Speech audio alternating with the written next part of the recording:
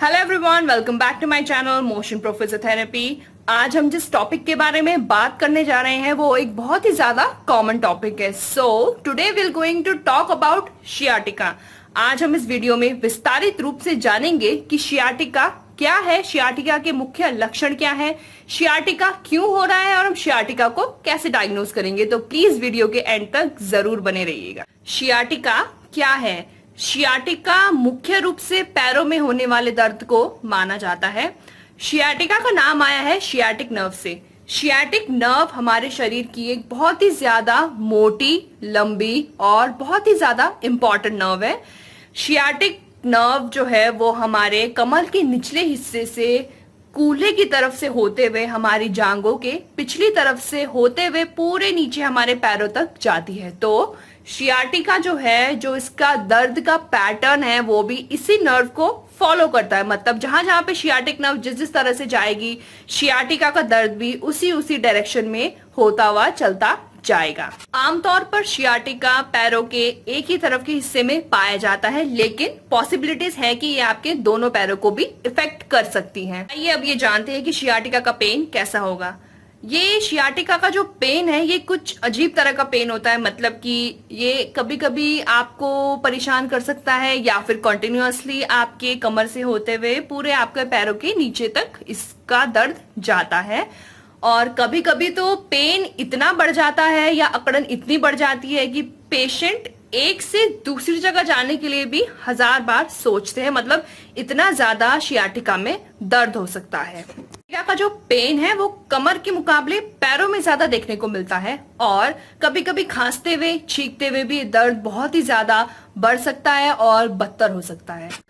Sciatica के लक्षण sciatic nerve के रास्ते में महसूस किए जाते हैं, जैसे कि कमर के निचले हिस्से में दर्द होना, जांघों की तरफ वो दर्द का बढ़ना, जांघों की तरफ से पूरे पैरों के नीचे की तरफ दर्द या अकड़न अगर किसी पेशेंट में हो रही है तो वो शियाटिका ही है। शियाटिका के मुख्य लक्षण कुछ इस प्रकार से है कि पैरों में सुन्नपन आना, पैरों में अकड़न या कमर में दर्द होना, कूल्हे में दर्द होना और खांसते या छींकते हुए दर्द का बढ़ जाना। खड़े रहने में पेशेंट को बहुत ज्यादा तकलीफ होगी, जैसे कि पेशेंट लंबे समय तक खड़े नहीं हो पाएंगे। कमजोरी, पैरों की जो मसल्स है उनमें कमजोरी या सुन्नपन आना। हम शियाटिका में क्या देखा गया है कि शियाटिका में मतलब यूरिन को और आंतों को पेशेंट कंट्रोल करने में असमर्थ रहते हैं। अब जानते हैं कि शियाटिका के कारण क्या क्या हैं। सबसे पहला और सबसे इंपॉर्टेंट कारण शियाटिका का है हर्निएटेड डिस्क। हर्निएटेड डिस्क को आम भाषा में हम स्लिप डिस्क भी बोलते हैं। अब जानते हैं कि ये डिस्क आखिर क्या चीज है जो कि शियाटिका को राइज दे रही है। तो जो डिस्क होती है वो एक लचीला सॉफ्ट सब्सटेंस होता है जो हमारी रीढ़ की हड्डियों के बीच में होता है। डिस्क का मेन काम क्या होता है कि डिस्क जो है हमारी रीढ़ की हड्डियां जो होती है उन दोनों को आपस में रगड़ खाने से रोकती है। अचानक ही जैसे हमारी कमर में झटका लग जाता है तो डिस्क हमारी रीढ़ की हड्डी को उस झटके से बचाता है। डिस्क जो है वो दो तरह के कंपोनेंट से मिलकर बनी होती है। डिस्क का जो बाहरी हिस्सा होता है वो थोड़ा हार्ड होता है और जो डिस्क का अंदर का हिस्सा होता है वो मुलायम होता है। किसी कारणवश अगर डिस्क के बाहरी हिस्से में कोई चोट लग जाए तो वो डिस्क का भारी हिस्सा कमजोर हो जाता है और डिस्क के जो अंदर सॉफ्ट सब्सटेंस है वो डिस्क के बाहरी तरफ निकल जाता है।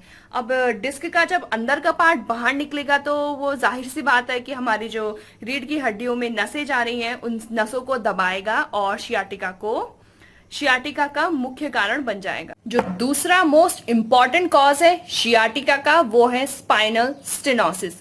अब स्टेनोसिस वर्ड जहां भी आ जाता है उसका मतलब होता है कि सिकुड़ना। स्पाइनल स्टेनोसिस में क्या होता है कि हमारी जो रीढ़ की हड्डी है उसके बीच में एक जगह होती है जिससे कि स्पाइन में जो हमारी नसें हैं वो नीचे तक जाती हैं। अब किसी कारणवश उस जगह में मतलब वो जगह जब सिकुड़ जाती है तो वो क्या करेगी, वो हमारे जो रीढ़ की हड्डी है उन पे दबाव डालेगी। जब रीढ़ की हड्डी में दबाव डालेंगी तो वो ऑफकोर्स हमारी स्पाइन की नसों को इफेक्ट करेगी एंड ये शियाटिका का एक सेकेंड मोस्ट इंपॉर्टेंट कॉज है। थर्ड इंपॉर्टेंट कॉज शियाटिका का है स्पॉन्डाइलोलिस्थेसिस। जब एक रीढ़ की हड्डी दूसरी रीढ़ की हड्डी की जगह से खिसक जाएगी, मतलब कि जो जो वर्टिब्रा है वो एक दूसरे के ऊपर जब खिसक जाएंगी तो वो शियाटिक नर्व को दबाएंगी एंड उससे शियाटिका होने के चांसेस बढ़ जाएंगे। स्पॉन्डाइलोलिस्थेसिस में जो है वो पेशेंट को ज्यादातर कमर की तरफ में एक स्टेप देखने को मिलेगा, मतलब कि जैसे जैसे हम रीढ़ की हड्डी को फील करेंगे तो बीच में एक गड्ढा सा स्पॉन्डाइलोलिस्थेसिस में देखने को मिलता है। अब चौथा मुख्य कारण शियाटिका का है मसल स्पाज्म, मतलब मांसपेशियों में अकड़न। जब हमारी एक से ज्यादा मांसपेशियों में अचानक ही अकड़न आ जाती है तो उस अकड़न के कारण वो हमारे शियाटिक नर्व को दबाती है, क्योंकि शियाटिक नर्व जो है वो मांसपेशी के नीचे से होते हुए गुजरता है। तो अगर मसल में अकड़न आ जाए तो वो शियाटिक नर्व को दबाएंगी एंड उससे भी बहुत ही ज्यादा पेन हो सकता है। पांचवा मुख्य कारण है डीजनरेटिव डिस्क डिजीज। अब इसमें क्या होता है, जैसे जैसे हम बूढ़े होते रहते हैं, हमारी उम्र बढ़ती रहती है, हमारी हड्डियों में कैल्शियम और विटामिन डी कम होता रहता है। अब कैल्शियम विटामिन डी जब कम होगा तो हड्डी की जो डेंसिटी है वो कम हो जाएगी, मतलब हड्डी के बीच में जो स्पेस है वो कम होता रहेगा, जिससे कि डिस्क में एक्स्ट्रा प्रेशर पड़ता है। एक्स्ट्रा प्रेशर पड़ने के कारण ये हमारी शियाटिक नर्व को कंप्रेस करता है। और अब इसका दूसरा मुख्य कारण शियाटिका का है स्पाइन में ट्यूमर। स्पाइन में ट्यूमर का मतलब होता है कि किसी भी टिश्यू का मतलब वृद्धि होना, किसी टिश्यू में अचानक ही कोई इंक्रीज देखने को मिलना, जिससे कि वो टिश्यू, वो जो मांस जो उसमें बढ़ रहा है हमारी स्पाइन के अंदर, वो रीढ़ की हड्डी को दबाएगा। रीढ़ की हड्डी को दबाने के कारण वो